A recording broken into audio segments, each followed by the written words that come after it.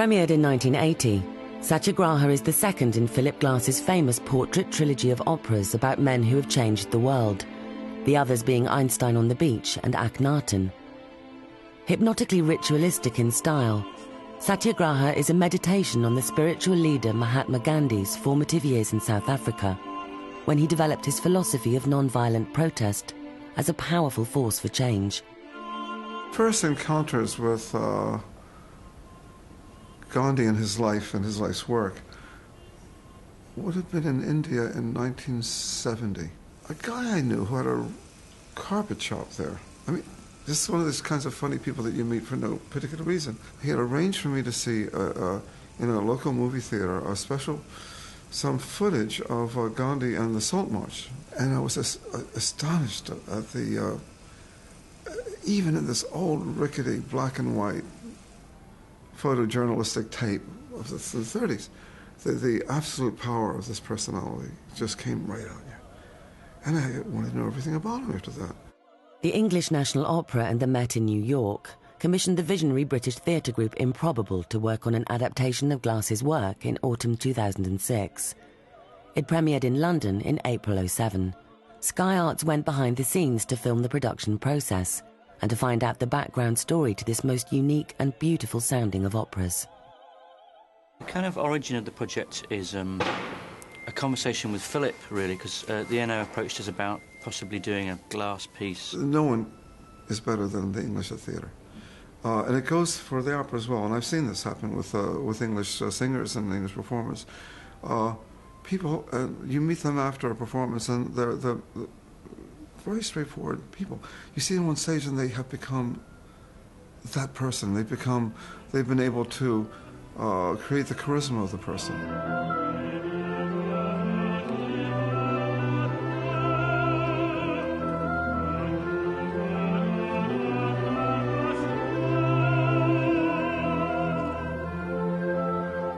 We just chatted, and we talked about the possibility of doing Satyagraha, so I went away and listened to it. And having heard it a long time ago, when it first came out, I went back to it and actually discovered what it was about and the themes behind it, and they really seemed to kind of resonate with stuff that I'd been doing, but also as a kind of, I guess it will never not be relevant, but at this moment in time it's a particularly relevant piece, I think. It is sort of unfortunately always going to be a contemporary piece because it deals with some very universal issues of conflict and protest, and unfortunately, I think it feels there's always good. That's or wherever there's human beings, I reckon there'll be conflict and there'll be protest, and so it's still absolutely pertinent. And I think Gandhi's approach to life and protest is absolutely pertinent. In the 70s, when I was doing this, the world seemed to have become such a violent place. Now, little did I know that 30 years later, it was far beyond anything that was going on in 78 and 79. When I wrote this piece in 77 and 78, I thought it was a very violent time. But today, it's far, far worse than it was then. I think the whole essential idea of Satyagraha has to be incredibly appropriate now, doesn't it? I think where we are politically, where we are globally, I can't think of anything more important to say. It's quite difficult to translate. People, they say, well, it means kind of this, kind of that. It certainly doesn't mean non-violence. It means something like truth, strength. Satya meaning soul or truth, and Graha meaning force or action. So it's a way of getting things done by non-violence. And I guess the idea behind it is that if you want to have an alternative to war, then the idea of something that comes from change can happen from people working together from a place of truth and from their soul, and a commitment to doing something that really connects to themselves, but as a group. And someone asked me recently, did I think that the music would bring about a social revolution? I said, no, I don't think so. Would people leave the opera house wanting to organize marches? I don't think so. However, the legacy of Gandhi was King, Martin Luther King, which you see in the opera. And the legacy of King really hasn't emerged yet. But there will be a man or a woman and it will be the man or the woman who will bring around them the energy and the people to change things. At the moment, terrorism, war is a big kind of issue for everyone, and what do we do in relation to that? And I guess what Gandhi achieved in the things that he managed to change was done through a very particular way of making change happen. And I think there's no more relevant time than now, and I guess there'll always be a now, when this piece could be done. So who's going to take the blonde back? You just put up your hand if you're involved with taking the blonde back. Charlie, Vic, Yeah, fine.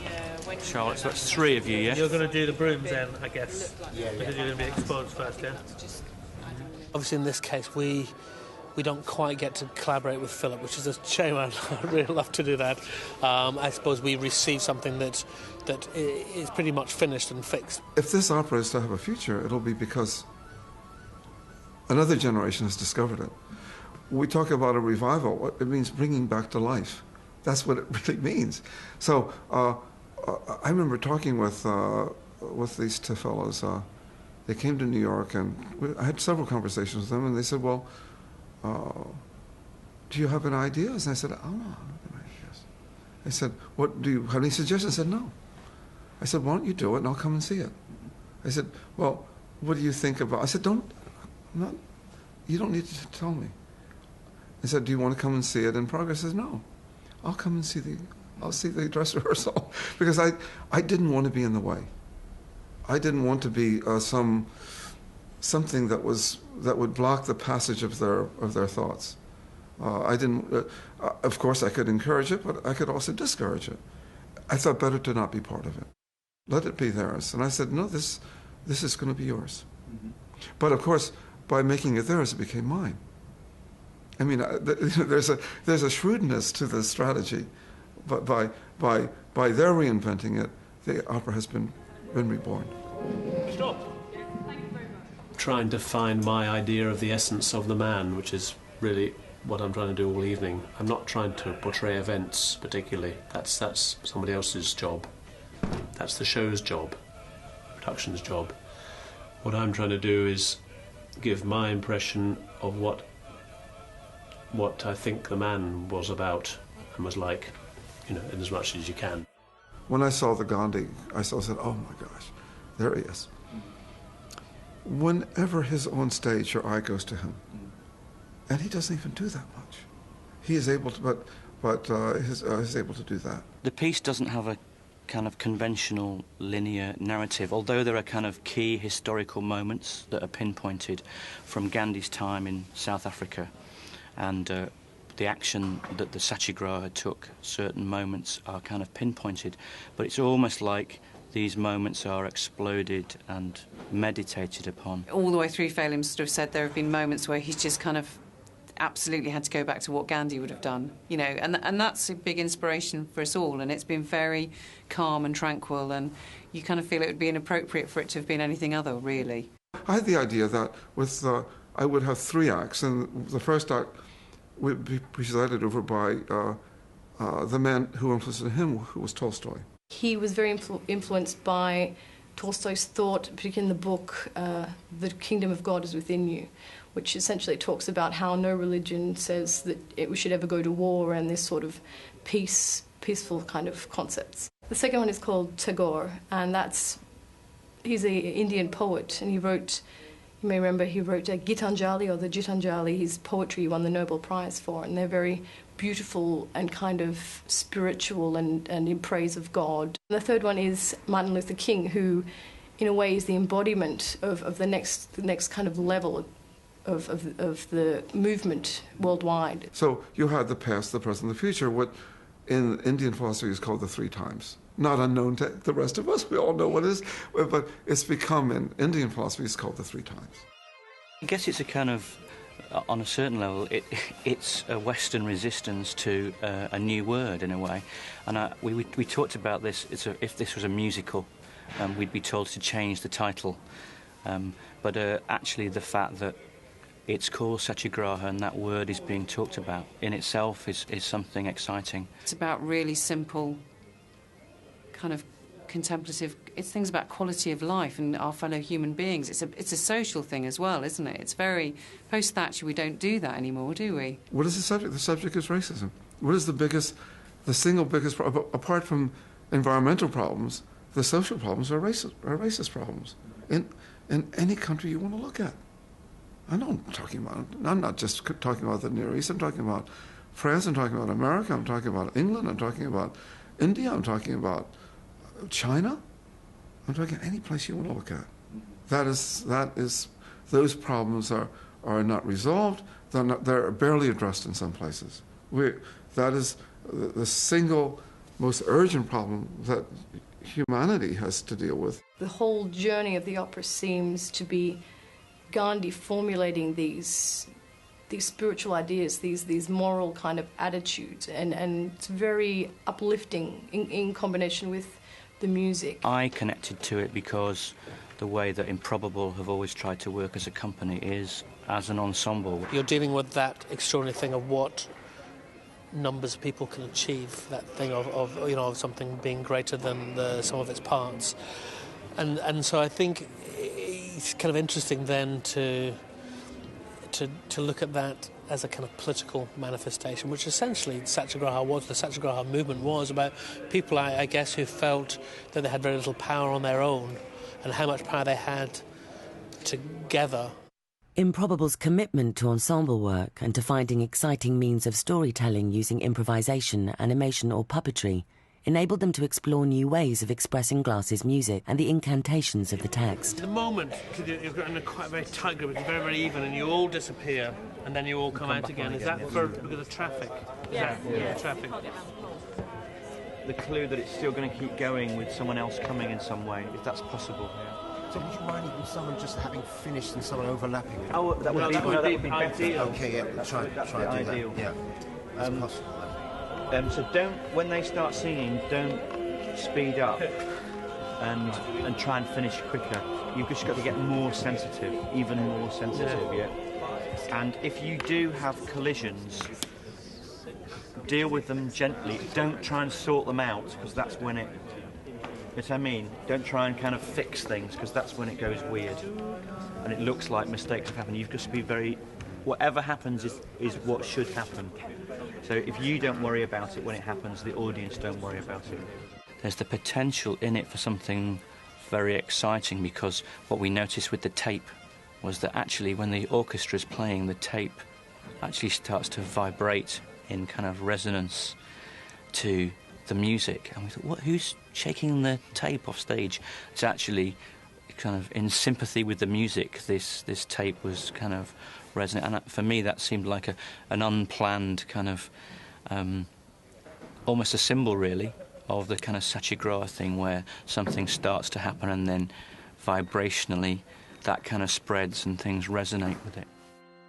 Integrated within the chorus is a team of 12 skills artists who help to bring movement, colour and texture to the scenery, using aerial wirework, papier-mâché puppets and tape. All our work is collaborative, and really everyone is part of that collaboration. Everyone, you want to be able to use everyone's creativity in that, and so there's certainly something about the nature of this piece and Gandhi and Satyagraha, and I guess our choices about how we tend to do puppetry on stage. I guess it is a very happy meeting for all of those things, and it's been a very pleasurable process. And for instance, some of the puppetry starts with just simple pieces of newspaper and then escalates in the kind of scale and the kind of sort of spectacular nature of it. But it's always essentially connected to people working together. And we talked about in the process of making it how there's a kind of struggle to create some of those images. So some of those big, tall puppet images you see in the Karoo Fields of Justice scene, there's actually a kind of struggle involved in the performers making those images happen, which on a certain level seemed to us to connect to the idea of a struggle, because those those moments of change can't happen unless people sacrifice something. The skills ensemble was supposed to be like kind of untouchable characters, and we're often in a lot of the scenes in the background, and these should look like something that we've kind of gone off stage and made ourselves and kind of put together and then come on. Like they shouldn't look particularly well finished.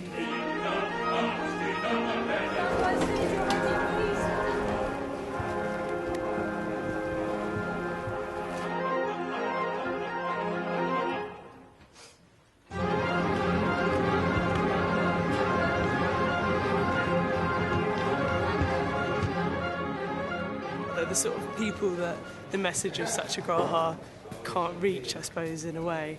They're sort of like these big kind of, if you look at them, there's these big, like, epic figures of, it's called the New York scene, and kind of like big New York capitalists, I suppose. Oh, thank you.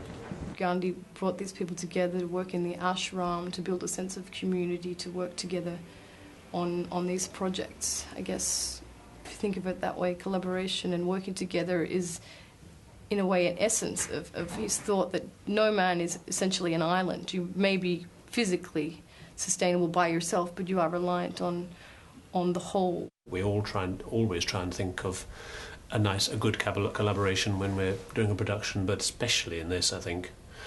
And we're all in a lot of scenes, and we've been very lucky. I mean, I hope that a lot of people would be able to do that, but certainly the group that they assembled for this have been very close and all on the same boat.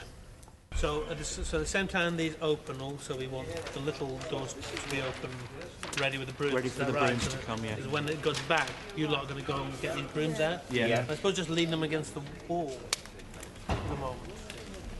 Usually when we approach a show, what we'll do is we'll pick, say, a simple material or an object, or and see how far you can take that in terms of how you explore it. So one of the things that we talked about with this piece was it's a piece about Gandhi, and opera's a strange form because it's associated with opulence, I guess. So we looked at kind of pictures of Gandhi during this period in South Africa. I was interested in what was in the background a lot from the photographs and from the South African years, and there was a lot of corrugated iron, and I realised that corrugated iron, I suppose also from spending quite a bit of time in Australia, that corrugated iron is the sort of like the roofs and walls of colonialism. My idea was to take poor materials and transform them into something special. So I think in terms of lighting, we're very much following that palette, to do with either we make it's not overt and lots of saturated blue, but we either make it feel cooler or warmer, and to different and varying degrees, and it sort of feels like the show has become a kind of conversation between, sort of like the cold and the steel and the warm, sort of the moon and the sun. Just come up stage with your bottom lamp. Yeah, at the beginning, we have sort of sheets of newspaper, and we animate the sheets of newspaper to make images, and then as the acts progress, gradually in the first scene we end up making newspaper and baskets together to kind of create these warrior images, and then they become more and more formed until this is when they're at their most formed, the sort of more traditional puppets and more formed heads.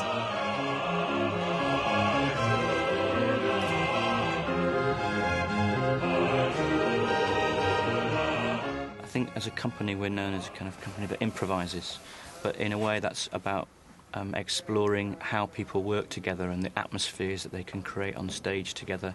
So working with the singers, the chorus and the main singers, has been a journey of how can we create an atmosphere on stage that embodies this idea in a way. So we talked about how if this idea of Satyagraha is going to be communicated to an audience, then in a way we must have a bit of that feeling amongst us. Well, in any performance there is a journey that you go on, and ours, luckily with Phil and McDermott, he kept it pretty open at the beginning. We were allowed to experiment and make mistakes and discover about how we were to be in a group and include the skills as a community. Yeah, keep it going. Then these doors start to come in, yeah, and it backs up and just the doors close on it. Is that possible? So it's like a Doctor Who monster disappearing slowly. I think it's more kind of, if you're going to listen to it and go on the journey that the piece takes you on, there's an element somewhere of surrender. And I think that the performers have had to go on that journey themselves. I mean, just the simple fact of learning this piece is an incredible challenge, and somewhere you have to kind of give into it. This opera, Satyagraha, it's almost a mute opera. It's an opera where words aren't spoken. They're spoken, but we don't understand them. I decided to leave the question of language aside entirely. They're projected on the screen. It's good enough. I wanted it to be about image and music. And it's different hearing this music live, I think, than, say, hearing it on a CD, because you're really taken on a kind of atmospheric journey into a place where it's like a deep meditation, in a way, on that one theme of Satyagraha. For the audience, I think they should have a contemplative but engaging experience, because visually, the kind of whole stage pictures that you're creating are very engaging and moving and beautiful. If you can keep yourself, not in that sort of hypnotic, contemplative and open state, I think should be very moving. It's a question of atmosphere, and if you open your mind for this incredible hypnotic music, then it can be a really a gorgeous experience. You drift away into another kind of world.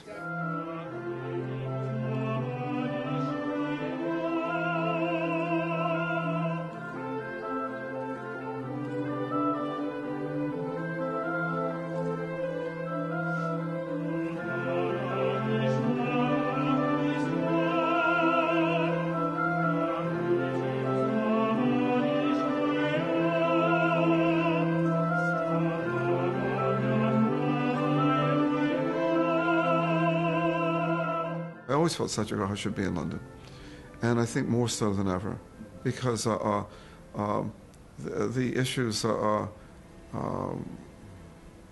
a large Indian community here.